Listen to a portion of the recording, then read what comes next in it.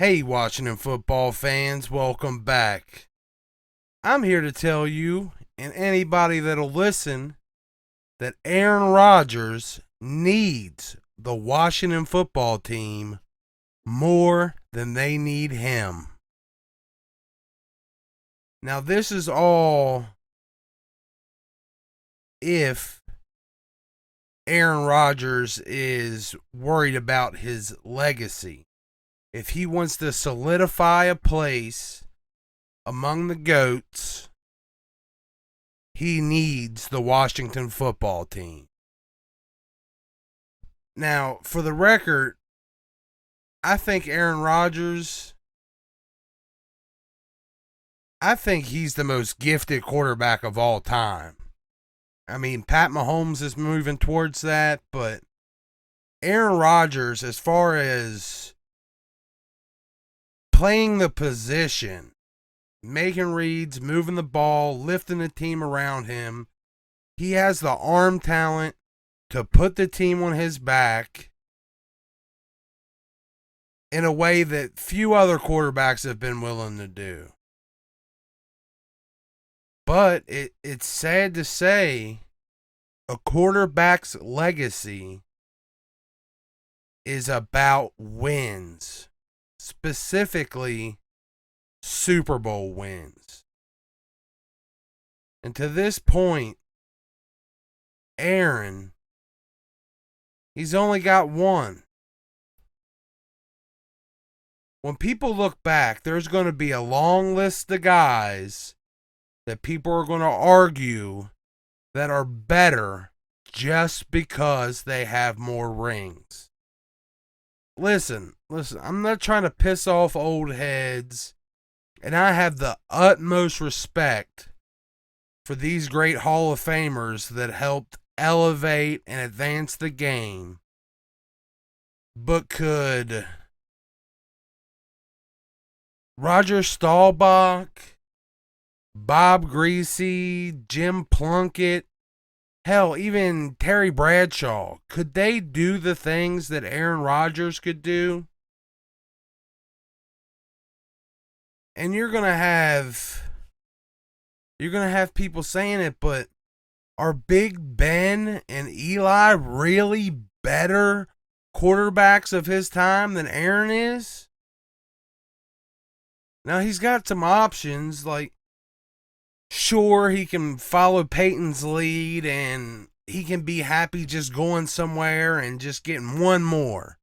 You know, just going somewhere where he can just grab one more ring, ride off into the sunset and be happy with that. Bow, I got 2 rings. That's more than a lot of people have done. But I think he has more pride than that. I think he's one of the greatest quarterbacks of all time, and he wants to really lock that down because in 15 years, 20 years, the young people, they're not going to be listening to us talk about how great Aaron Rodgers was. There's going to be Pat Mahomes Jr. out there, and he's going to be throwing balls between his legs 60 yards and behind the back and doing all kinds of crazy stuff we can't even imagine now. But to truly, people aren't going to be able to argue with Tom Brady having, 7 rings now? 6 rings, 7 rings, whatever crazy number it is. People aren't going to be able to argue with that no matter how crazy the quarterbacks get in the future. It's always going to come down to Super Bowl championships. Aaron Rodgers coming to Washington actually gives him a chance to chase Aikman, Bradshaw, Montana, maybe even Brady with the time he has left. If Aaron gets into the mindset that Brady has, the legacy building mindset, and he comes here to a stacked team, if he comes here to play for a big discount so that we can afford to keep the team together like Peyton and Brady did, people don't think about it, but you talk about Peyton or you talk about Brady taking pay cuts. But after Peyton lost his first Super Bowl in Denver, he took a restructure and a pay cut so they could keep that defense together. And it paid off for him because defenses win championships. And that defense dragged him to the Super Bowl. He can have a late career run that would be legendary in of itself, even if he only wins 2 more, 3 more. It'd be crazy for him to, after 10 years of between Super Bowl wins, to come back and finally win a couple more. Now, through his career, when he won his last Super Bowl, his only Super Bowl, his team, the team around him wasn't as impressive as what Washington provides for him. Him coming here almost makes it a foregone conclusion. He can just start filling out fingers. Okay? When he won his Super Bowl, his protection was some young, talented tackles, a decent guard, a Hall of Fame guard, and a serviceable center. He had Brian Bulaga. He was a first rounder, but he was good. He was never great. And he had a Pro Bowl. I think it was his second year. He was starting when they went to the Super Bowl. Chad Clifton, he was another second rounder. He had 2 Pro Bowls in an 11-year career. And I think he left actually right after they won their Super Bowl. TJ Lang was a 4th rounder. He eventually earned two Pro Bowls later. He didn't even earn them then. He had Josh Sitton, 4-time Pro Bowler, 4 All-Pros. He's a future Hall of Famer, in my opinion, at guard. And then Scott Wells he had just 1 Pro Bowl the year of the Super Bowl. It usually kind of happens. But he didn't have much to work with there. His backfield, he had Brandon Jackson, who stepped in after their main running back got injured. And he actually did big. He got 1,000 yards between rushing and catching. Really helped him out that season. John Kuhn, who has 3 Pro Bowls. And he's actually got 1 more ring than Rodgers because he played for Pittsburgh too. But he put up his career best numbers that season. So that's a weapon that Rodgers had. James Stark was a 6th rounder from University of Buffalo. Keep that in mind. He kind of pitched in and helped out in the backfield. And then as far as his tight ends go, all he had then was Jermichael Finley, who was, at the time, Jermichael Finley was viewed as a pretty good tight end. But he never had a Pro Bowl, but he did work with Rodgers. Jermichael Finley, he was a good guy. That's the thing. Rodgers elevates every tight end he plays with. He had Donald Driver, who was a great wide receiver, but this was the tail end of his career. He was super diminished. I think he only had like 500 or so yards that season. Did not do much. Rodgers' best target that season was Greg Jennings, who had, as far as talent goes, honestly, Greg Jennings has only had about 3 seasons with over 1,000 yards in 10 years, so he's not that great. It's just he worked out great with Rodgers. Jordy Nelson, you guys might know Jordy Nelson, tall, long, great route runner. He didn't have his breakout year till the year after they won the Super Bowl, though. I think he only had like 500 yards that season. He had James Jones, guy never broke 900 yards in a regular season. He was a pretty good guy, but outside of Jennings, he didn't have any elite weapons the year they won the Super Bowl. What kind of helped them then First of all, Aaron Rodgers has only ever had one defense ranked 10th or better. That was 2019. He had the 9th ranked defense. He's been in the teens a couple times, but the year they won, he had the 19th ranked defense.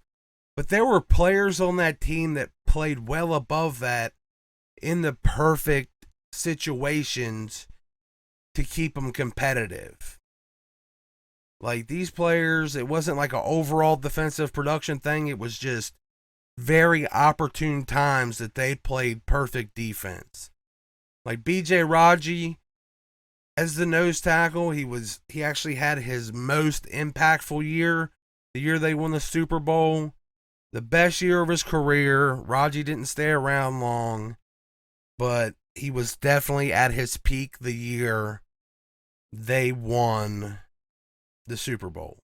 That's his only defensive lineman of note. They ran a 3-4, so the down D linemen aren't that important. But A.J. Hawk, you might know him from the Pat McAfee show. A.J. Hawk was the interior linebacker, and he by far had one of his best seasons of his career. Honestly, as far as impact and coverage goes, it was the best coverage season he ever had. He had high teens, maybe low 20s in pass deflections. He had 4 interceptions. That was the best A.J. Hawk that had ever been on the field. Desmond Bishop stepped in when Nick, I can't think of his name, but when his other linebacker got hurt, and he actually had the best production of his career that year. Clay Matthews peaked, absolutely peaked in his career on this third year. It was his third year as a NFL player, and he was never better than that again. He managed to have 6 Pro Bowls, but he was never better than he was in 2010. Never again was he better. They even had a guy, Frank Zombo, contributed 4 sacks. Nick Collins had a decent year at safety. Tramon Williams played great at corner. They had Hall of Famer Charles Woodson, but it was a real off year for him towards the end of his career, but he did help out. So the most impactful his defense has ever been, not the best it's ranked, but the time he won the Super Bowl was when the defense was its most opportunistic and it gave him the best chance. Now, I've went over his offensive weapons and his defense. Let's take a look at what he would get from coming to Washington. First of all, we're a way better team on both sides of the ball than he's ever had to deal with in his career. And we've got the coaching and the culture that could help him get over his diva ways. Hopefully, part of him coming here would be that he has learned what's important anyway. But if anybody can help you out, help you know about yourself, it'd be Ron Rivera. Ron Rivera will humble you up real quick. But Aaron would come in to a bunch of young guys that he could run. He could ride off into the sunset at the helm of a dynasty, winning as many Super Bowls as they want, possibly for the next 10 years. I know that sounds crazy, but with Aaron Rodgers and this team, he gets to go down in history possibly as the best. How many more years does Brady have? How many more rings is he going to get?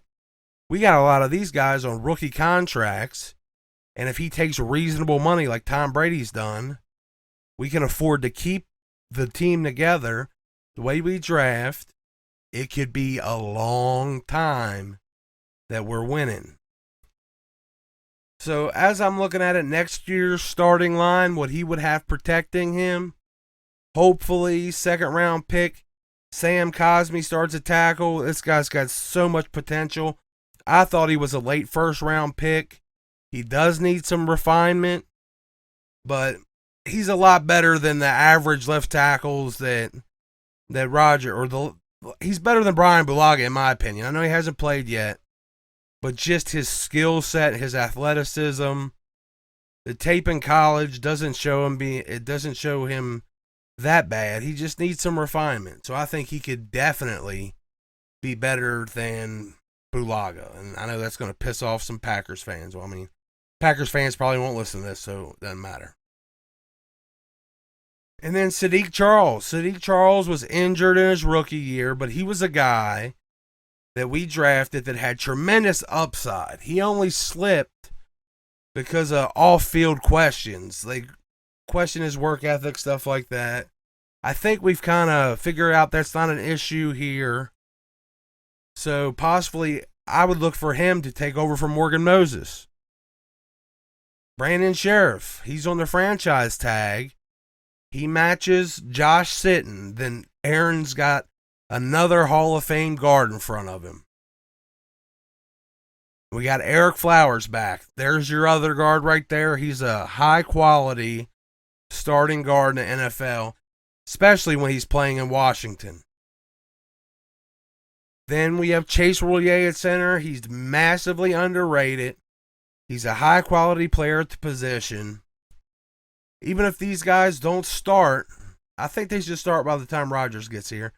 But if they don't start, the people we already have, the Cornelius Lucases, the Morgan Moseses, they're all. And then the depth. The depth is crazy. Rodgers is never going to be behind a depleted line. We got our Ryan. I don't know why I'm blanking, but we have a deep offensive line.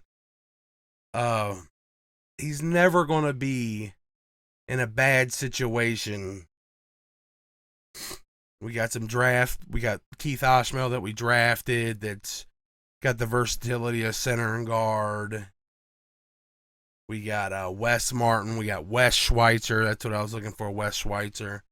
We just actually picked up Bo Benshaw, who went undrafted, but I actually remember I was big on that guy coming out in the draft.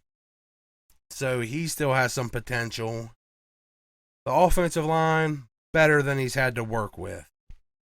Our backfield, Antonio Gibson, he blows away everything that Rodgers has worked with so far. Rodgers loves, sure he's got A.J. Dillon and with Jones now. But Antonio Gibson is like them combined. He's very explosive. He can do it all. He's an electrifying receiver. He never gets taken out at the first attempt. This guy breaks tackles and shrugs off first contact like you wouldn't believe, and will burn people too. You got J.D. McKissick, that's just another weapon out of the backfield, catching passes. Peyton Barber, if he's still here, is a short yardage back that he can lean on. And then Jared Patterson, an undrafted rookie free agent running back from the where? University of Buffalo. Just like his Super Bowl guy in Green Bay. Now our tight end group, it's a little unproven. We have Logan Thomas, and I feel like Logan Thomas matches up very well with what Jermichael Finley was. Now Logan is just reaching his potential. He's right there. He's ready to break out. And if he had a quarterback, it'd be even more impressive than he was last year. We drafted John Bates, rookie. He's a blocking tight end with receiving upside. Rodgers likes these guys. He squeezes top-tier production out of them. Look at Robert Tonyan this year. He had Robert Tonyan catch like 15 touchdown passes. Rodgers gets the best out of tight end. And then you can't forget Sammis Reyes. He hasn't played football yet, but all the intangibles, former basketball player, freakish physical abilities, and honestly, like I've been saying, Rodgers helps tight ends better than any quarterback than maybe a young Brady. Like these guys they just squeeze every last drop of greatness out of tight ends. And Sammis Reyes being the freak he is, the freakiest athlete ever at the tight end position, Rodgers could have a field day with that group. His wide receivers that he had, Greg Jennings, sure, he's great. He got the very end of I really hate that I'm blanking this much. Jeez.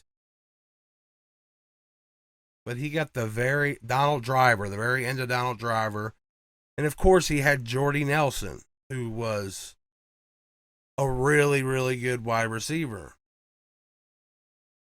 But the explosiveness in Washington is the key.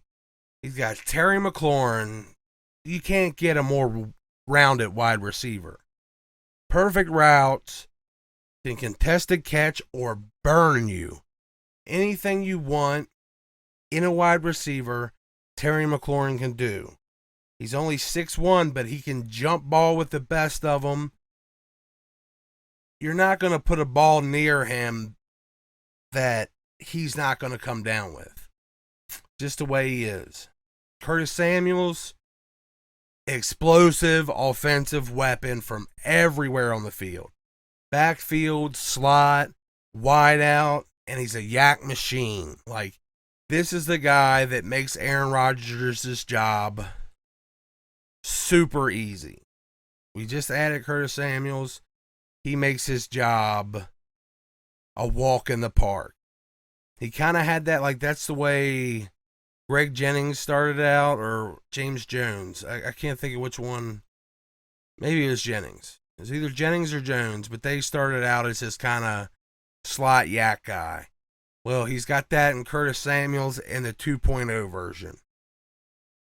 And then we just drafted Dyami Brown. And Dyami Brown, I really believe, outside of being the best deep threat in college last year, I think this guy can come in and expand what he was and be a Terry McLaurin clone.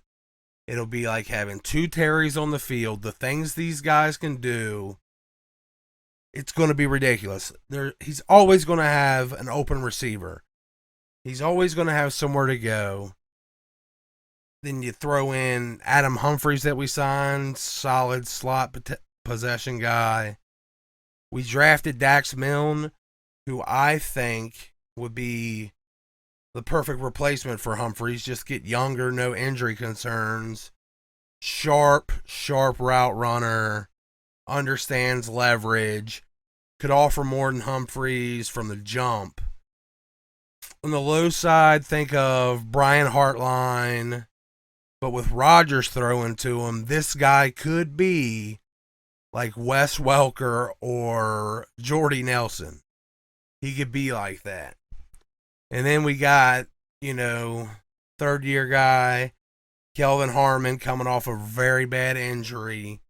But when he played, you could see the flashes. Strong contested catcher. This guy's like, I think that his upside is really Allen Robinson. I think he could be that good. Or Anquan Bolden, somewhere in there. Then we got Antonio Gandy Golden. He caught COVID last year, and then he had an injury. His rookie season just got screwed from the jump. There was no mini camps.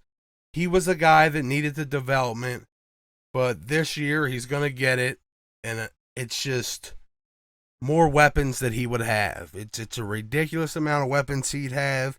It's more than he's ever had assembled in Green Bay, and it would easily, that might be enough. If he had this firepower on his current team in Green Bay, that might be enough to win him some Super Bowls or a Super Bowl. Now, Aside from that, you got a defense. He made do with Raji being the best defensive lineman on his team, solo, probably the only guy worth mentioning. He comes to Washington, where the defensive line is the best assembled in all of football. How do you even out any game? Strong pass rush limits the opposing quarterback, makes it easy to beat him. That's why I think he needs us more than we need him, because I think we're at the point where we can pull off 2002 Buccaneers or 2000 Ravens and take a journeyman, even someone like Ryan Fitzmagic, to the Super Bowl and win, because defenses still win championships. But it becomes a lot easier if you have a quarterback like Aaron Rodgers. So he's got the D-line, the best in football. We just drafted possibly two, in my opinion, possibly two high-tier linebackers. We got one first-rounder and then another player in the 7th, I think, would be a good transition to our linebacker group. And then Landon Collins will possibly be moving there also. So far, we got at least we have one first-rounder at every stage of the defense. At least one. We got 4 with solid guys backing them up, starter caliber guys backing them up on the defensive line. We've got a new first-round linebacker that's an athletic freak. Possibly another one that could be an athletic freak. Landon Collins moving there, who is a hell of an athlete. Possibly play the will. And then we picked up William Jackson III, former first-round pick cornerback in free agency, who probably does amazing behind this line. Everything, and then Cameron Curl, a great steal of a pick in the 7th round he's the reason Landon Collins is going to be moving to linebacker, because Cameron Curl did so amazing at safety. So this defense, top to bottom, is looking like something that could carry just about any quarterback to a Super Bowl. We might be a piece or two away. If things work out, this might be all we need. So if you combine that with all the offensive weapons with what I believe is the most talented quarterback of our time, Mahomes hasn't quite passed him yet. He'll get there, but right now I think Aaron Rodgers is he's the best quarterback of all time as far as the physical things, the throwing, and he's all around the best quarterback, I think. If you combine that with one of the best defenses ever assembled and an insane arsenal of weapons, who would beat us? Who? Name a team that stacks up well enough to even compete. We'd be playing Patrick Mahomes in the Super Bowl every year. And we'd have them until they get that defense built up to the level we have. Because as it stands, we're fairly even on offense. Sure, he's got Tyreek Hill. But from top to bottom, he doesn't have everything that Rodgers would have. He's not past Aaron Rodgers yet in skill. And his defense is nowhere near ours. So we would have the edge. Poor Tom Brady, he doesn't get to repeat if this happens. It'd be us against Pat Mahomes and Brady in the retirement home. That's what it would be. But the most important thing for this all to happen would be for Aaron to understand that his situation in Green Bay, his experience with the different coaching staffs, it mirrors an unhealthy long-term romantic relationship. Started out like fresh, young love. They're both treating each other well. Everything's roses. Then they eloped. Sent old Brett Favre packing. They eloped. They get married. It's beautiful. They didn't even care then. They go out and they got dime store rings, you know. Bought them at Walmart. They just got married with the justice of peace. They don't care. They didn't have a big ceremony. They were just in love. And then a little bit of the freshness wears off. And she sees her other friends getting diamond rings and lavish gifts from their boyfriend. And she starts feeling a little underappreciated. They notice. They go out and they buy her the biggest diamond they can afford. She's so happy. Things are so good for a little while. But you got to work a little longer now. You got to work extra hours to pay for that ring. You can't take her out to dinner as much. Can't spend as much time with her because you're working. Now she feels neglected. What the hell? You just can't win.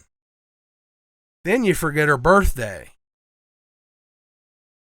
And it just so happens you buy some tools for yourself so that you can fix up things around the house so that it's nicer for her. Well, what she really wanted was you to buy her some appliances so it's easier for her to make things around the house nicer. Then you do the absolute worst thing possible.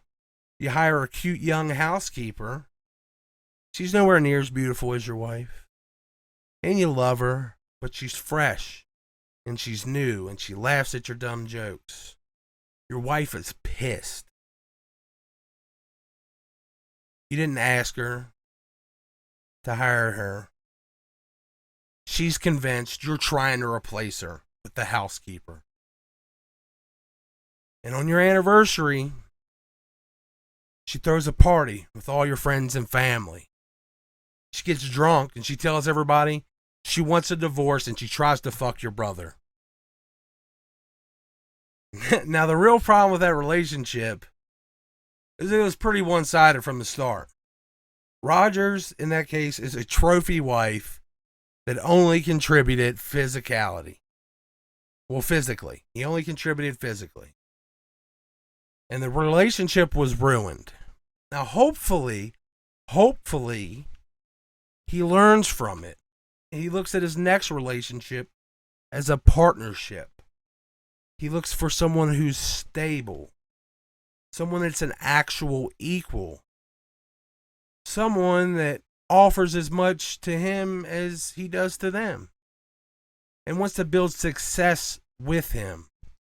Not someone that's got some kind of one-sided worship. Somebody that's just begging for him to come. Someone that's going to give them a bunch of money, but that's all they have to offer. They don't have any of the real tangible things that's going to help their relationship be successful. If he learned that lesson,